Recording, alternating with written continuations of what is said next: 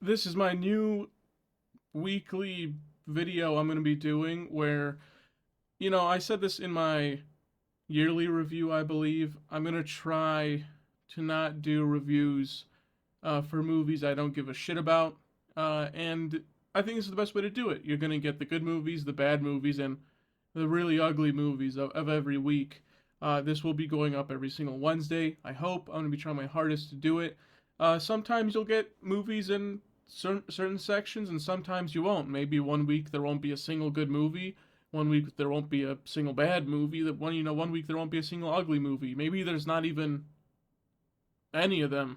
Maybe no movies period released. That'd be weird. Unlikely, very unlikely. But I thought this would be interesting. It's a new way to a new and faster way to get through these movies that I'm not making videos for, and even a little recap just over the week. As you see in the thumbnail, this is for the week of February 17th. So every Thursday, I believe, or Friday. Let me double check. What? Oh, it was February 13th. February 13th. So every Friday is the new cycle, obviously, when movies release. So any movie I watch from Thursday all the way to Wednesday will be in these reviews every week. If I miss one, I might tack it on to the next week. I might just skip it completely, depending on my mood, how much I enjoyed the movie, blah blah blah. For example, I have not watched Moment, the Charlie XCX movie.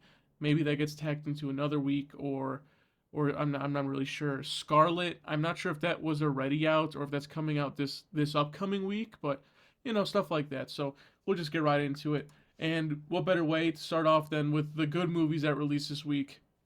This was a phenomenal week for movies, in my opinion. I mean, even though there were some stinkers, even some of the stinkers are still really, really good. Or not, sorry, not really, really good. They're just not complete garbage. But the good movies are just have been phenomenal. You have Crime 101, which I don't think I did a review for.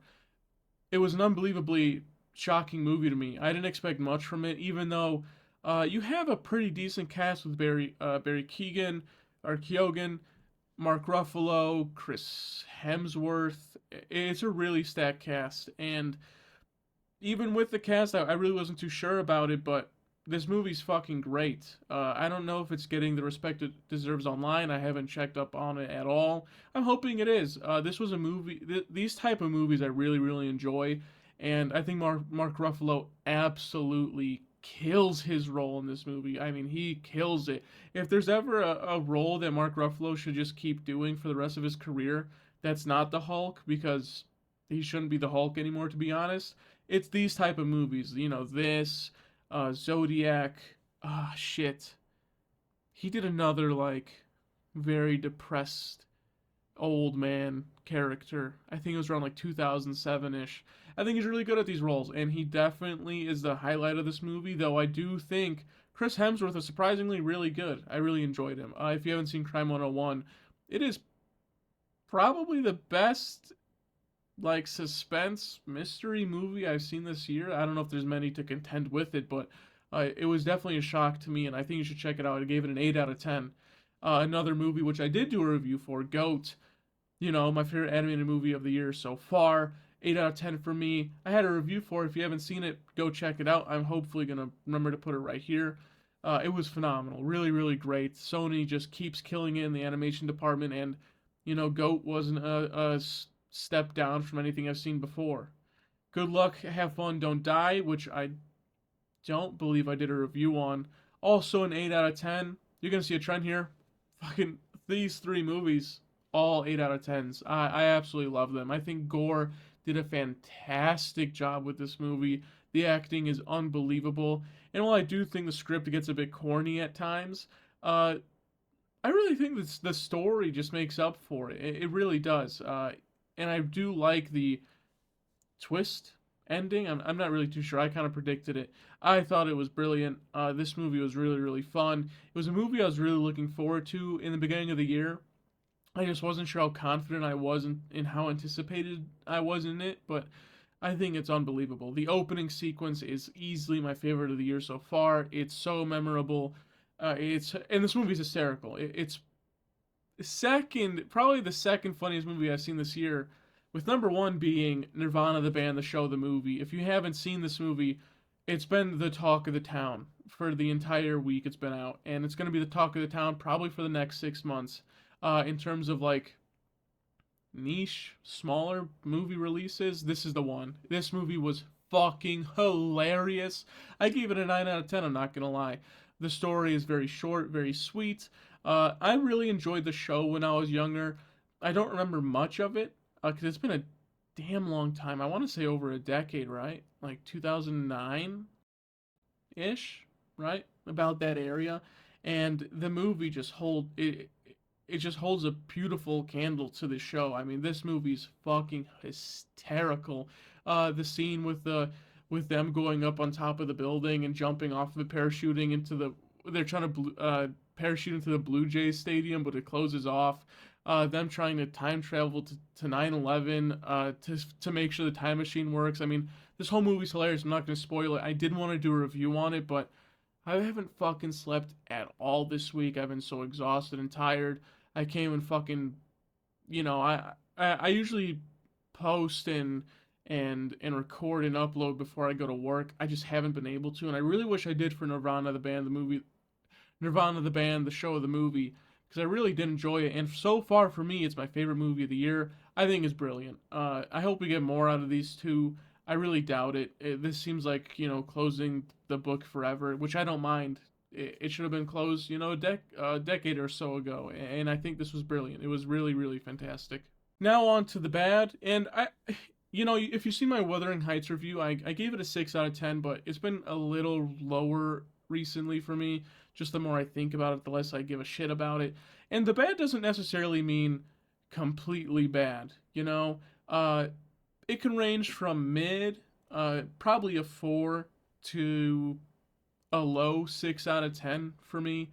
Usually, like something like Wuthering Heights is a low 6 out of 10 that falls to a 5 out of 10 as time goes on.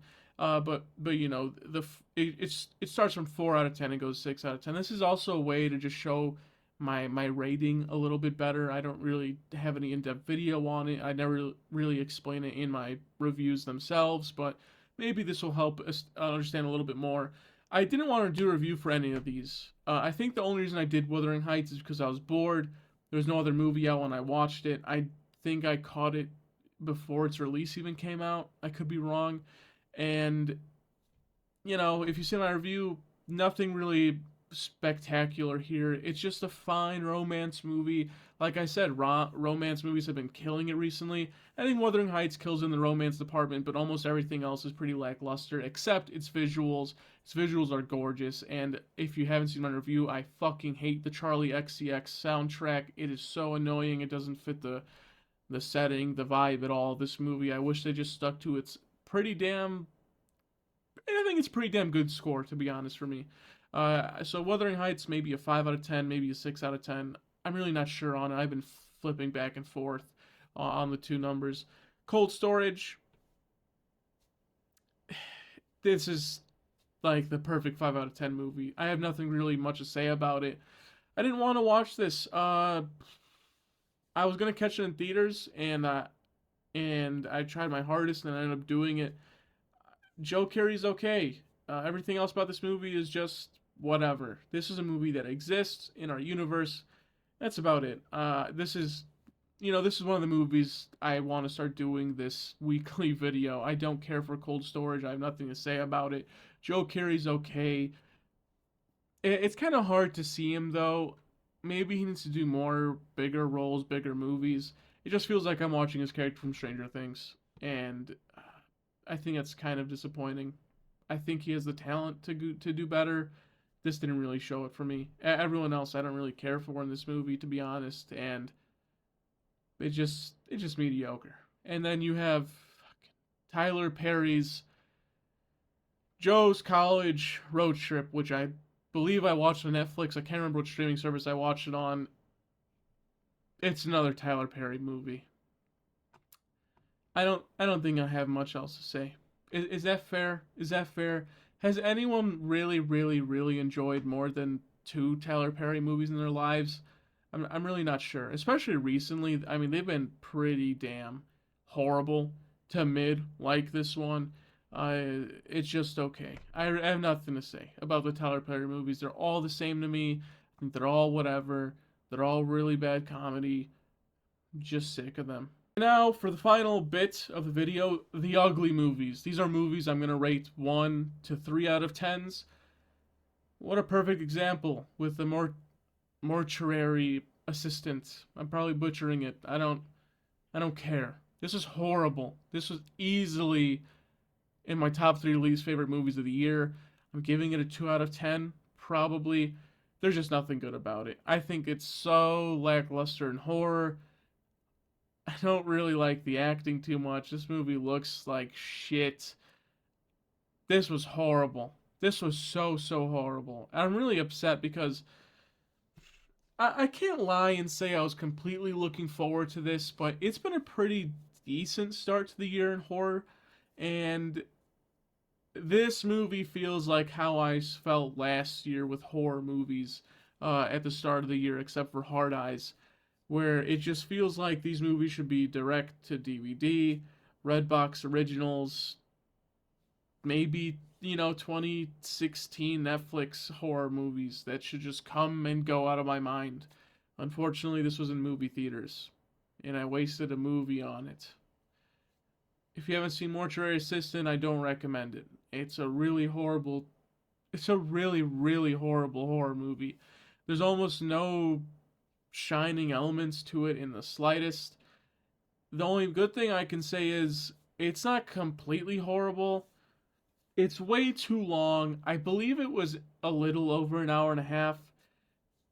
If this was a short film, this probably could have been a lot better. You focus a lot of the budget on how it looks and maybe even hiring better, crew and cast. Not that I'm completely shitting on the cast. I think they do a fine job for whatever the budget of this movie was, but as a horror short film, this probably would have been a lot better. We've seen so many great horror short films throughout our lives that end up getting turned into bigger movies, picked up by bigger studios, especially something like Blumhouse. They try picking up these smaller short films and turning them into huge horror movies. I mean, shit, even A24 has been pumping up so many horror movies recently.